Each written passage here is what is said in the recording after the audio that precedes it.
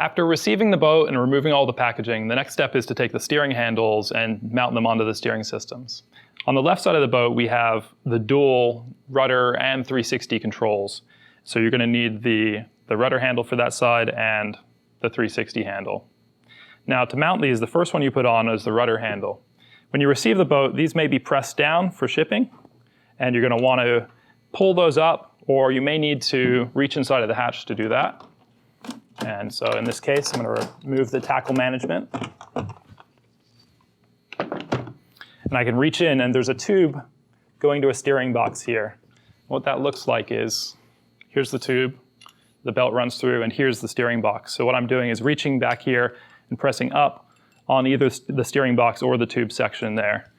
You can see as I do that, these parts come up. So that's down, and I can press up. So the next step is to take the rudder handle and make sure there's a detent on the front and back side of the handle, and they line up with the detent in the rudder crank here. So I want to make sure I have those lined up correctly, and then reach inside the boat, supporting the steering box from inside the kayak, and then pressing down on the rudder handle. You can press it into place. Now it might not be all the way in place, but a trick I found that works well to make sure it is to put the end of a wrench down onto the crank for the 360 and then put the pin through the crank. This allows me to press down on the rudder handle and pull up on the wrench, which just gets it seated that last little amount.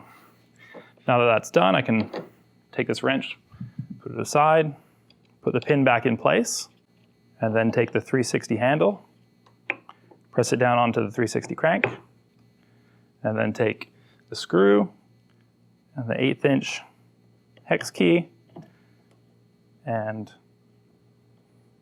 tighten the screw down. If you have any trouble with this step, you can also reach inside and support it if everything's falling down. But in this case, it wasn't a problem. I was able to reach the threads and I just tightened it. Now that's fully mounted. And the last step is to take the 360 sticker and put it in place.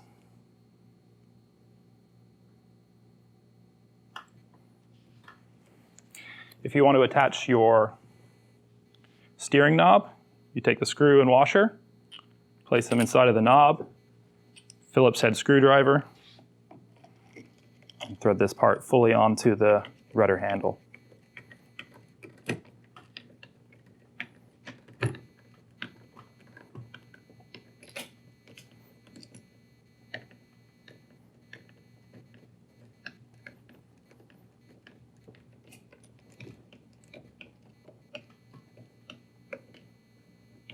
Last step is to place the cap on top.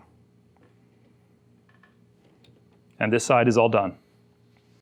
On the right side of the boat, you have 3 options for how you configure the rudder steering. One option is to put this cap on, and you just need to make sure that this pin is centered. Press it over top, and then use the screw to lock it down. Another option is to use the steering handle, and then it mounts the same way. And you use the screw to lock it down. And a final option is to install this steering handle with the steering riser. And you put these both in place, and then use the longer screw provided, and fully lock that in place.